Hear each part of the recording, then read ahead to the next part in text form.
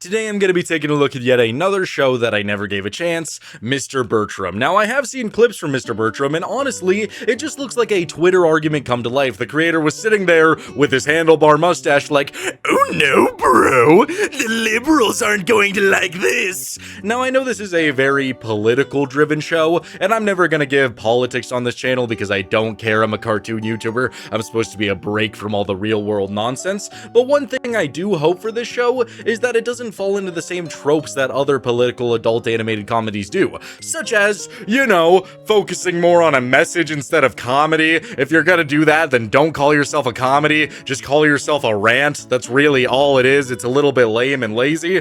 And then the characters also tend to just stop being characters. They're specific characters that just exist to be all like, I don't like that group of people because they're bad, and they're really bad and annoying, and yeah, it's just boring and lazy. And I really hope that when watching this show, they decide to do some things that are creative and unique, not afraid to make fun of themselves, while also just annihilating the other side. That is a good way to do a political driven comedy so that both sides can have a good laugh. That's the point. It's a comedy. That's the goal. So is Mr. Bertram going to be good or bad? That is the question we're going to be answering today. And if you like videos just like this, please make sure to like and subscribe. And if you want a place where you can talk about your favorite shows, movies, and games, my Discord will be in the description. Now let's finally take a look at Mr. Bertram.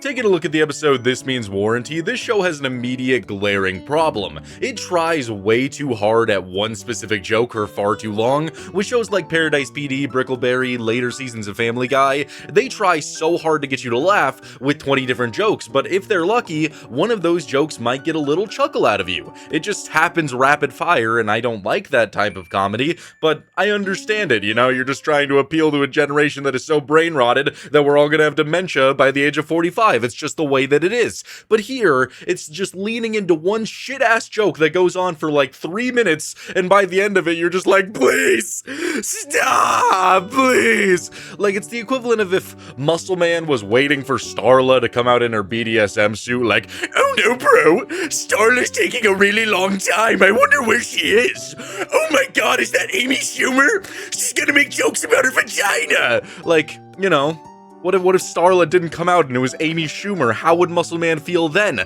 That's how watching Mr. Bertram feels. It's a little bit harsh, I can't even lie. The episode opens with Mr. Bertram complaining about all of his tools and how tools have been affected by the liberal agenda, and it goes on for like 2 solid minutes where he's just complaining nonstop, and it was never once funny. It's just boring. Like, genuinely. He feels like if Ron Swanson, like, has a chastity belt on. Like, genuinely. Like, it's locked away. Like, that's how he feels. Like, the guy from Parks and Rec with the mustache. He feels like that. And he also feels like if Hank Hill was just like, God damn it, Bobby, I'm getting pegged. Like, that's how he feels. It just feels like a lesser version of himself who's just extremely cynical all the time, and it's not entertaining. He's angry 24/7, and it just leads to the same joke over and over again, like, oh, millennials, oh, God. And then we get probably one of the stupidest things I've ever fucking seen in any show,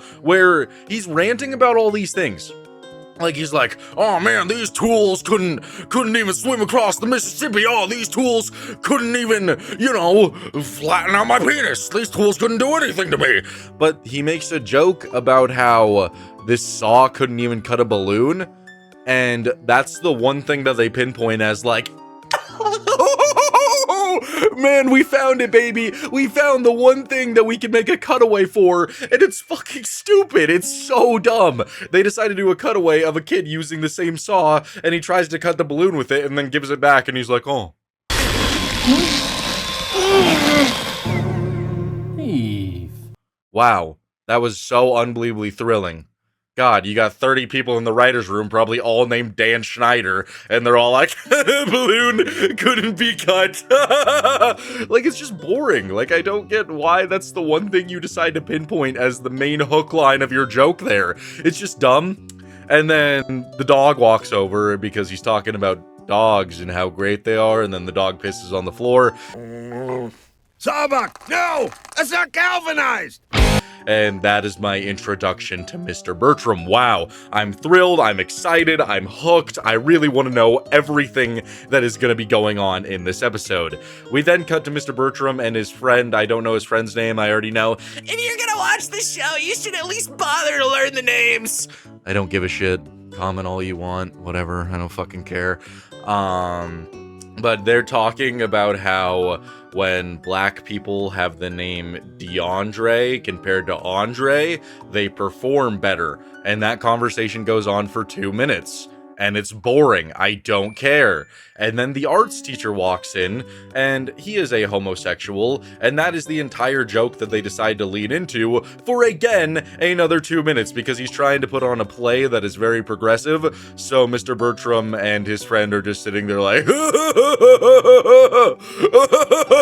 gender fluidity, and it's just so boring. Like, I get it, it's like an anti-liberal show, but they do nothing creative. Nothing. Like, if you're gonna make a political show that's so anti-one side, the least you could do is try to make your jokes fucking funny for everybody. Like, it's just boring. Like, it's unbelievably boring for them to just sit here and have this conversation. It's the same thing as watching a debate. Both sides suck, both sides are talking about nonsense the entire time, and it's just never fucking funny. It's just boring. Like, this should not be an idea for a comedy show if you're just gonna do the most baseline jokes of, millennials suck, I don't like gay people. Yeah, that's it. That's all there is, and it sucks. It's boring, and it's lame. Like, there's nothing good about it. At least South Park, like, will go on, like, extreme lengths to pick one side and bully the hell out of that side of whatever the topic is. And then maybe, who knows, if you're lucky, a month later, they'll bully the fucking other side into oblivion, just giving them the 1-2, making them angry. Like, that's where the fun of it is. If you're gonna make a show like this, then you have to be prepared to also make fun of your side, because your side is expressing how just unwilling and stupid it is, and you have to make fun of the other side in creative and interesting ways, other than just sitting here and saying, I hate gay people. Like, it's just boring and it's stupid. Like, I hate it. Like, there's nothing good about that in any way. It's just lame. So then then he starts having a conversation with his daughter about tools again, and we get one of the most thrilling jokes I've ever seen, where he's like, oh, I don't want any tools. I don't want any tools from them there Chinamen.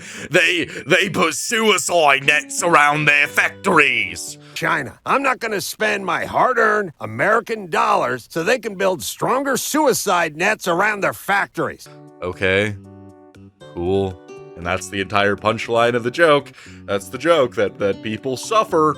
I don't know. Maybe I'm just not the type of person for this show, but they've just done nothing to wow me other than just say the most baseline jokes ever. And it's just, it sucks. It actually sucks.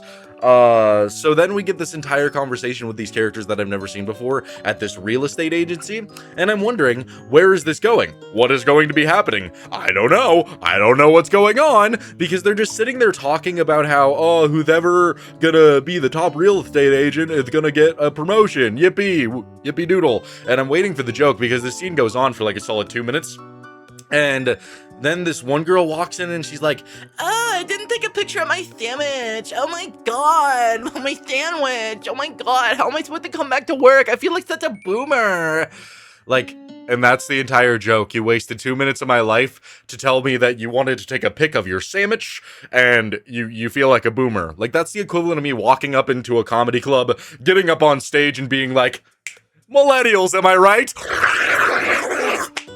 Like, that's it. Like, what the fuck am I watching? Like, what's the point? Like, none of it makes any sense. None of it makes sense at all as to why somebody would greenlight this. Like, Mr. Bertram, he sucks. Like, I know I'm comparing him to Hank Hill and Ron Swanson once again, but Ron, he was very anti-government, but it was interesting to watch because take, for example, where a little schoolgirl walks into his office and he starts teaching her about how the government has failed her in every way and gives her a fucking claymore.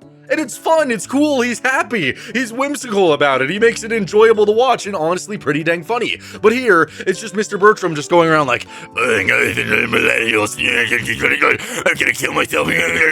Like, it's just stupid and it makes no sense. So then Then he goes home and he's trying to explain to his son how he needs tools, but he doesn't trust anybody. So we get this flashback of his son and why he doesn't trust like modern Home Depots or construction stores, because his dad took him there. And we just get a thrilling scene of a old man taking a shit in front of him. Hold on, I'm being. There it is. There she blows. My God, not only do we have just boring conversations as our entire punchline, we also have old men taking shits. Because what's better than that? Am I right? What's better than just old people just releasing a stinky one? Man, God, I'm having a great time.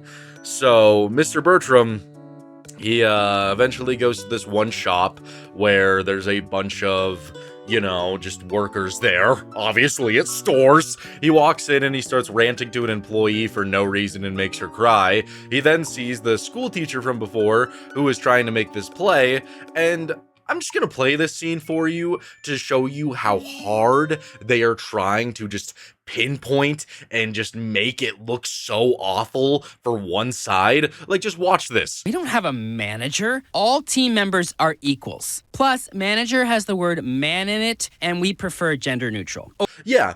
There is no reason for them to go that hard in saying all that stuff like, oh man, this is we don't have a manager at this store. We believe in equality and there's nothing like that. Like, it's trying so unbelievably hard without a joke, without a punchline. It just feels like nonsense. And the way that this big episode ends, where Mr. Bertram is dealing with all this stuff with tools and all this stuff where he has to go to a bunch of different stores, he goes to a convention where they're talking about tools, and he gets up on stage and he's like, tools used to mean something for the working middle class. Tools used to be great. Yeah.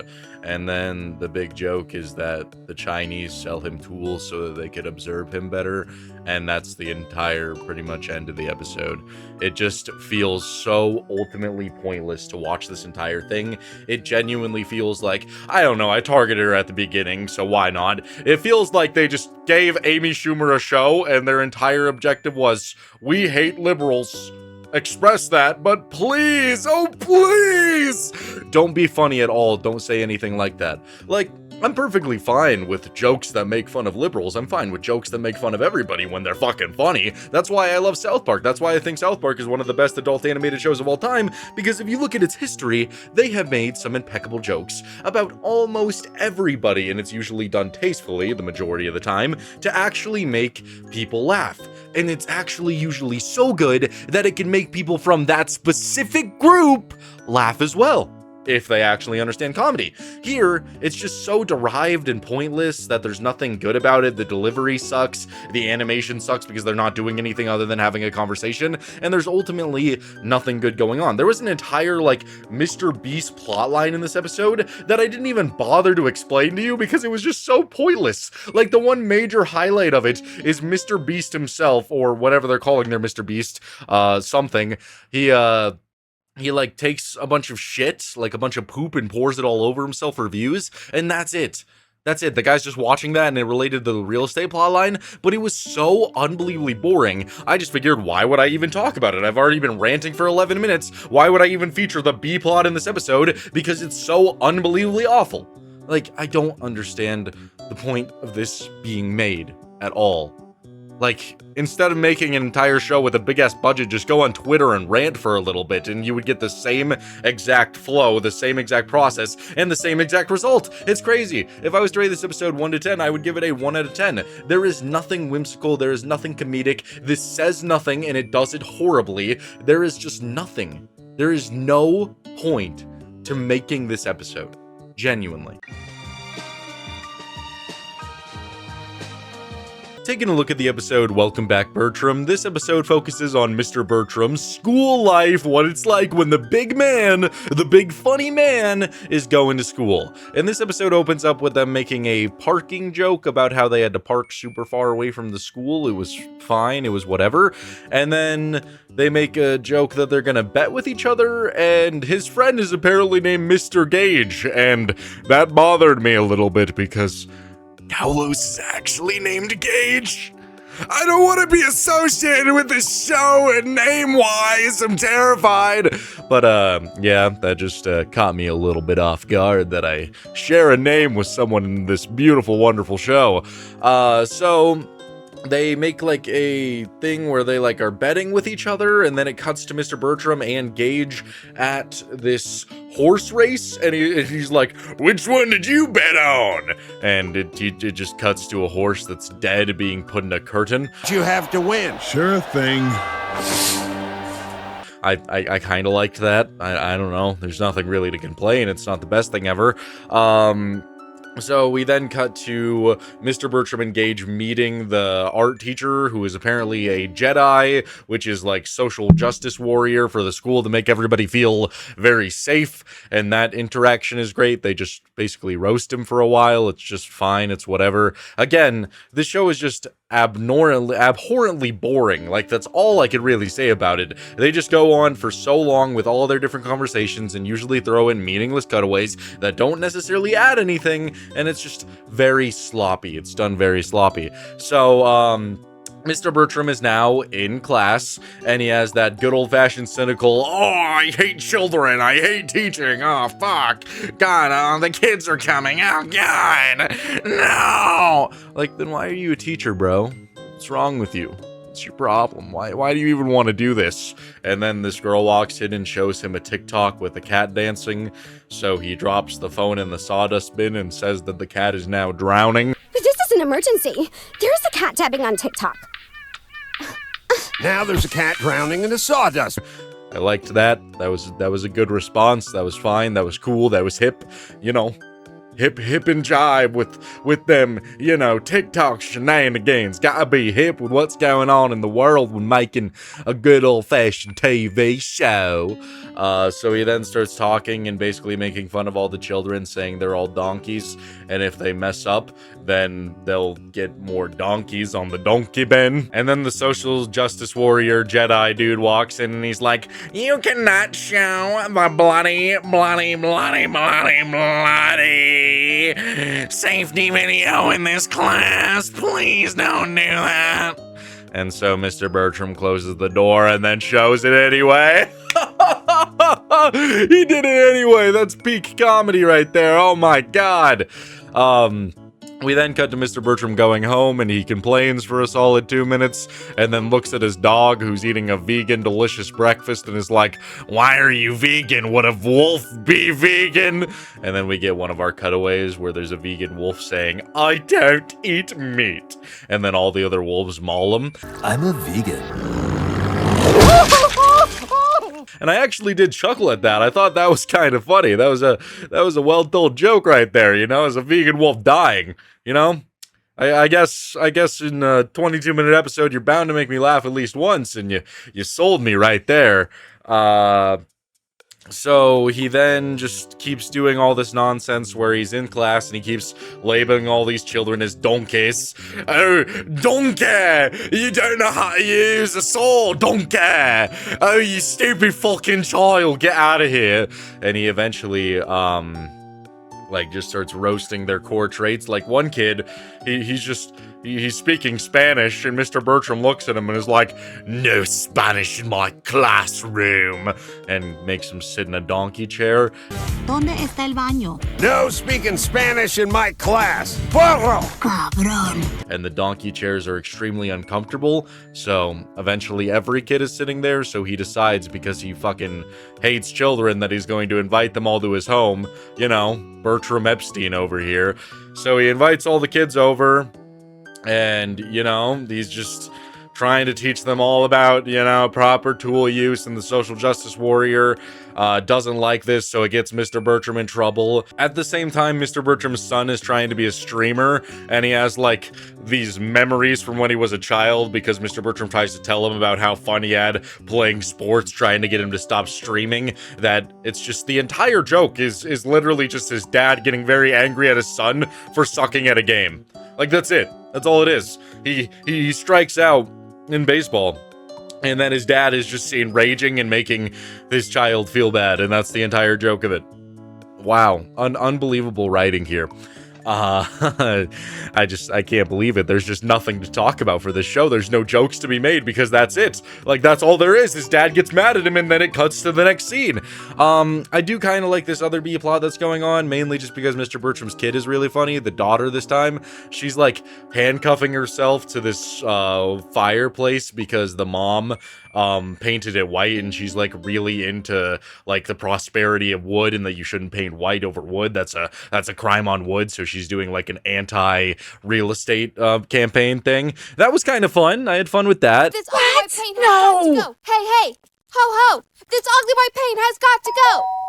But that's only like 2 minutes worth of the episode. The rest of it is just Mr. Bertram making fun of children, and then the end of the episode is the exact same end of the other episode I saw, where it's just Mr. Bertram giving a big old speech, and then everybody's happy with him. Woo-wee, yippee. If I was to rate this episode 1 to 10, I would probably give it, I don't know, a 3 out of 10. It's just still really, really boring. Taking a look at the episode 127 hours or so, this is a parody of that real-life event and the movie in which that guy gets stuck in the Grand Canyon or whatever canyon, and he has to saw his arm off to climb to life so that he can have a family and a child and live well.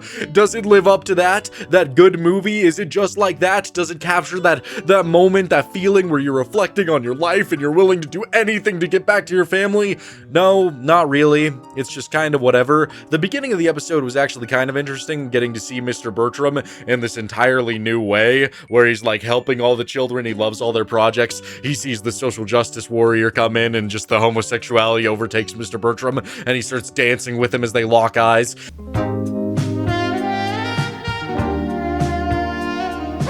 And apparently it was just all an illusion. Oh man. You know, I actually liked that more than any of the other episodes I've seen, just because it was more whimsical and not just cynical without any jokes. It was actually doing something interesting and unique, and then we just get grounded back into reality.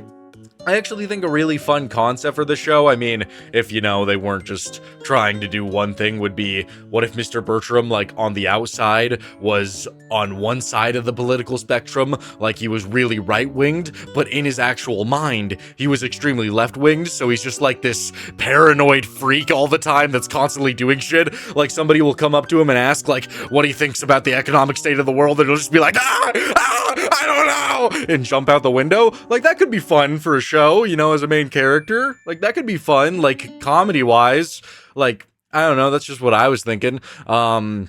But either way, we get to see how he got into this pickle, this kerfuffle, with him going to the school, and one of the kids he was trying to teach, his little assignment, he decided to shove in there, and Mr. Bertram tries to take it out, and he gets stuck in there. So Mr. Bertram is now missing his camping trip. That sucks, big whoop, and we get to see a bunch of different things about how his life played out. And I thought they were going to do some interesting things to make me see Mr. Bertram in a whole new light, but not really.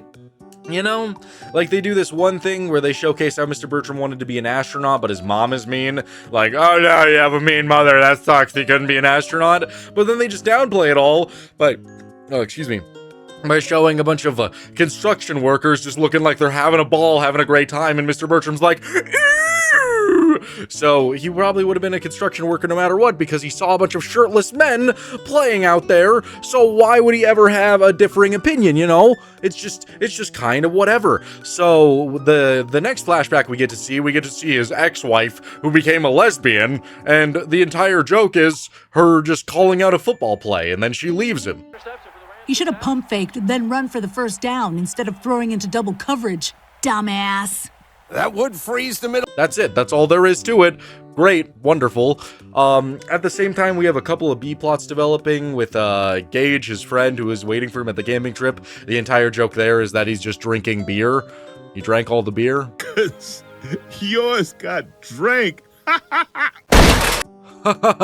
Hilarious, my god. And then his wife and his son are trying to redo the floors, and it ends in chaos. And we get another example of, I think, what would have been a much better show. You could have still had Mr. Bertram be a character, but be more of a supporting character, and have the daughter actually be the main character of the show, because she's so much more interesting. They call her for help to fix all this mess, and she shows up in a tux and just starts ordering them around, explaining exactly what to do. It feels a lot better. She's a lot more charismatic, she's a lot more interesting, and it's a lot more funny when it's a child explaining woodworking and how to fix all these construction problems. I just think it's a little bit more interesting than everything else that's been going on. So, we cut back to Mr. Bertram, and we see another flashback about how he met his wife, and that interaction is ultimately pointless as well because, oh my god, wow, look at this hot construction worker, I want that bod. And then they start talking about tools in a sexy way. Wow, tools. So sexy. And that's pretty much all that is. And then we get another flashback about how Mr. Bertram never wanted to be a teacher, but is a teacher for his family. Oh my god, the most one-note dimensional fucking thing ever for any character ever. He cares about his family. Wow, who would have guessed? Man, it's just so boring. It's so boring. It's all so boring. So then he starts hallucinating, and they start to do something at least visually creative where he starts hallucinating and all these tools come to life and starts singing a song about how he's so screwed and he's just geeking and tweaking. So that was cool. And then the kid who had a failed project shows up and helps him get out of the thing, and he decides that he's going to pass him, and that's pretty much it. He goes home, he has a great dandy old fun time, and then we get to see the character Gage get mauled by a bear.